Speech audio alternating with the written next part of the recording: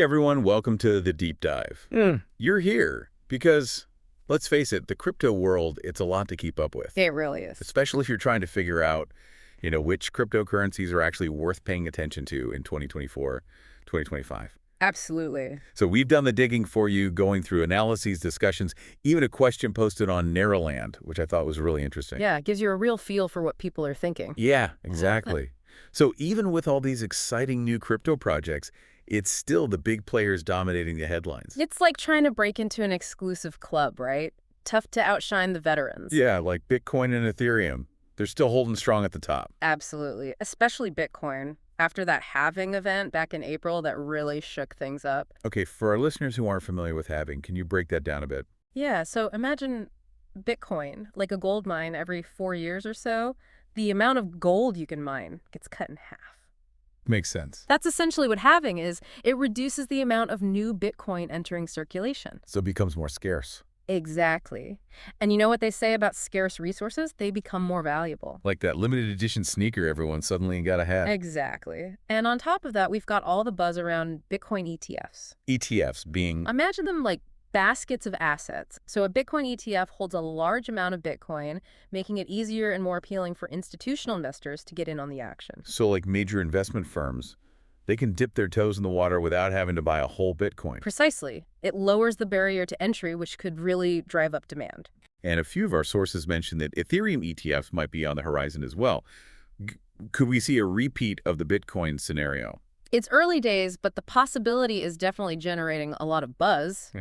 Imagine pension funds and investment giants suddenly able to diversify into Ethereum. The potential impact on its price and mainstream acceptance is huge. Huge.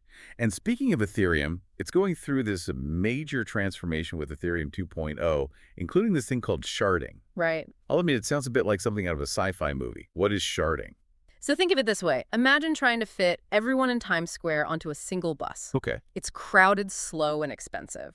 Sharding is like introducing a whole fleet of buses, each carrying a portion of the passengers. That's what it does for the Ethereum network. Splits the blockchain's workload, making transactions faster, cheaper, and more efficient. Essentially, it's Ethereum's answer to handling its growing popularity. More buses, smoother ride. Yeah. I like it. And this directly plays into the growth of DeFi and NFTs, which rely heavily on Ethereum, right? Absolutely. DeFi, or decentralized finance, is like taking traditional financial services, lending, borrowing, trading, and putting them on the blockchain. No middlemen, just code. And NFTs, or non-fungible tokens, are like digital collectibles with unique digital fingerprints verifying their authenticity. We're talking about digital art, music, even virtual real estate, all existing and traded on the blockchain. It's like Ethereum's become the foundation for a whole new digital economy. But even with all these advancements, some sources suggest that Ethereum's dominance isn't guaranteed. There are other players emerging with their own unique advantages. Yeah. You're telling me it's like a whole pack of contenders ready to race to the top. Exactly.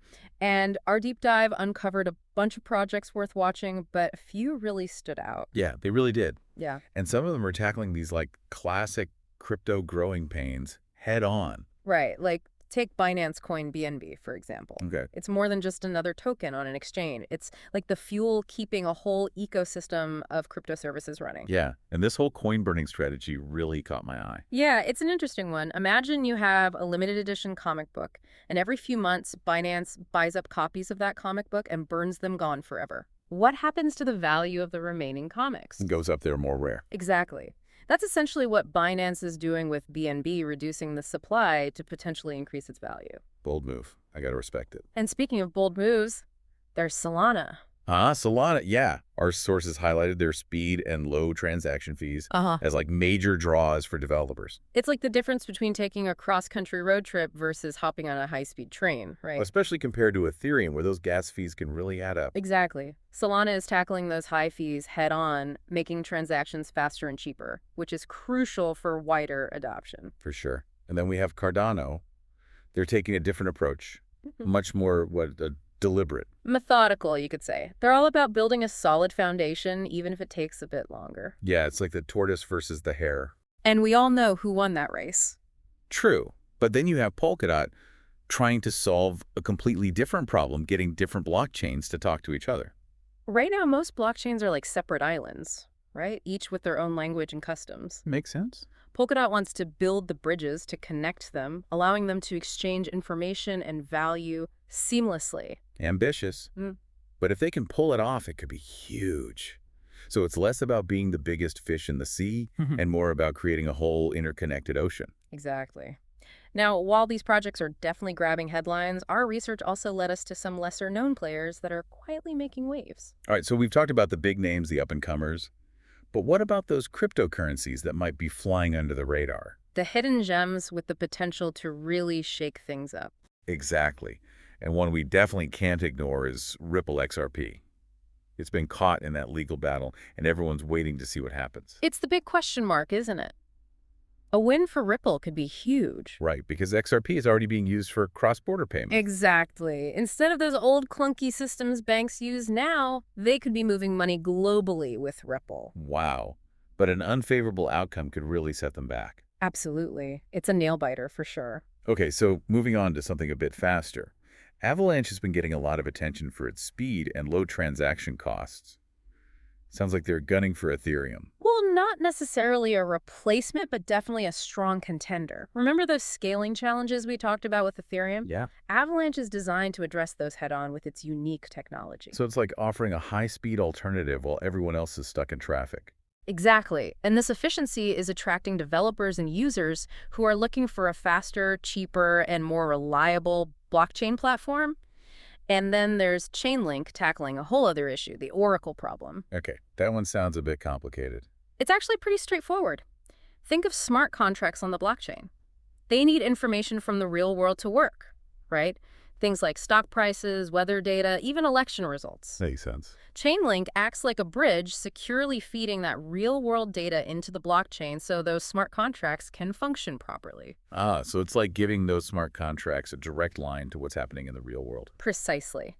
And as more industries start using blockchain technology, reliable oracles like Chainlink are going to be essential. And finally, we have Polygon, which some are calling an Ethereum booster. Okay, how so? Think of it like an upgrade for Ethereum. It's not trying to replace it, but rather helps it run even better. So less about replacing the engine, more about giving it a boost. Exactly. Polygon helps people make transactions on Ethereum faster and cheaper, which is crucial for wider adoption.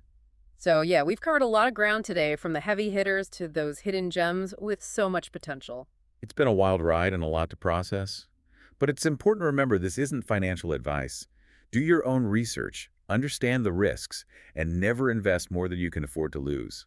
The crypto world is full of possibilities, but it's always changing. Absolutely. It's like navigating uncharted territory. Exciting, but you got to be prepared. Well said. And speaking of navigating uncharted territory, we came across some really interesting discussions online about the role of regulation in the crypto space. Right. How governments decide to regulate cryptocurrencies is going to have a huge impact on this whole landscape. Exactly. It's a whole other layer of complexity and something to keep a close eye on. So there you have it, our deep dive into the world of cryptocurrency. Hopefully you've gained some valuable insights and maybe even discovered your next big investment opportunity. Remember, knowledge is power, especially in the crypto space. Until next time, keep exploring, and thanks for joining us on the Deep Dive.